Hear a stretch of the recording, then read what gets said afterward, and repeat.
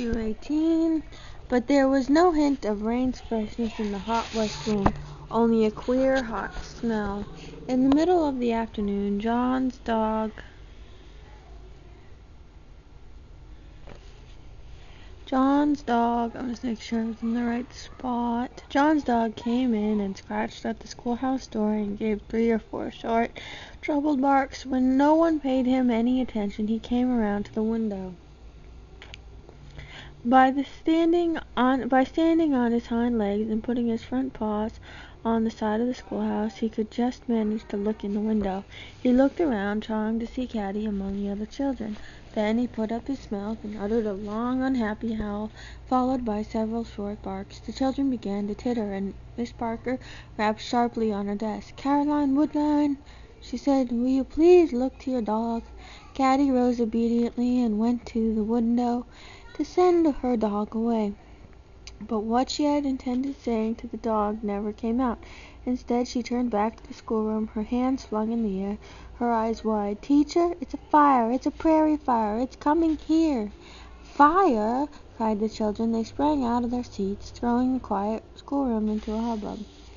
Miss Parker rapped again on her desk. Her face was suddenly pale, but she cried out in a strong voice, "Get back into your seats, every one of you! Don't you dare move till I tell you that you may." No danger was greater than the teacher's voice. When she spoke like that, everybody but one sank back into her seat. That one was Obadiah, who had gone out the door like a shot at the first word of fire. Miss Parker took a hasty look out the window. "Now," she said, "gather your things together and get ready to pass out the usual way. No running or pushing, just as usual. 1, 2, 3, march." When they were outside, they broke ranks and scattered before the little licking red tongues of flame that were running through the dry grass toward the schoolhouse. "Run to Dunville for help," cried the teacher. "We must save the schoolhouse if we can." Caddie caught the command and raced to Dunville, with John's dog racing beside her. Miss Parker took up the bucket of water that stood by the schoolroom door. However, 1 bucket of water does not go very far in a prairie fire, and the spring was some distance from the road. But a firefighter was already at work. Obadiah, his head down, the smoke swirling all about him, had caught up a flat board and was beating out the fire as fast as he could. When his brother Asher saw what he was doing, he caught up a board too, and he ran to join him. The other boys, forgetting their panic and a common purpose, began to imitate the 2 boys. "Hey, you," shouted Obadiah to Tom, "get a shovel or something to dig with." In the schoolhouse, Tom found the shovel they used to make a path through the snow in winter. He knew what Obadiah wanted, and he began to dig and scrape the dry grass away in a trench between the oncoming fire and the schoolhouse. The ground was baked almost as hard as rock, and the shovel was not sharp. It was slow work, and the sweat stood all over Tom's round face after a few moments of digging. "Here," said Obadiah, and he grasped the shovel and thrusted his board into Tom's hands. The board was already charred and smoking, but Tom seized it and fell to beating back the fire, while Obadiah threw his strength into the clearing a trench around the schoolhouse before the fire reached it. Obadiah's great hulking frame, which fitted so bodily into the school benches and desks, seemed splendid at last. No grown man could have done braver or harder work than Obadiah did that day to save his schoolhouse.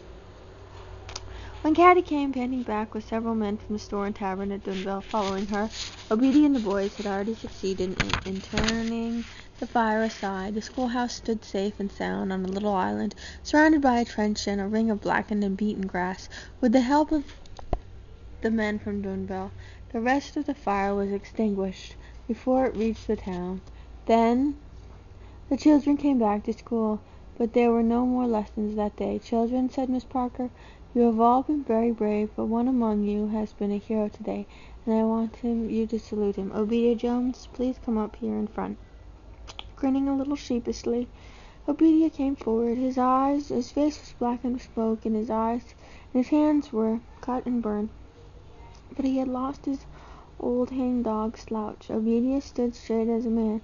The little schoolhouse rang with the children's cheers. "You owe your lives to someone else too, children, and Miss Parker," said Miss Parker. She went to the door and opened it. Indian John's dog slunk in and came and put his head on Caddie's lap. He knew that he did not belong inside, and yet here he was, and strangely enough, everyone was petting him.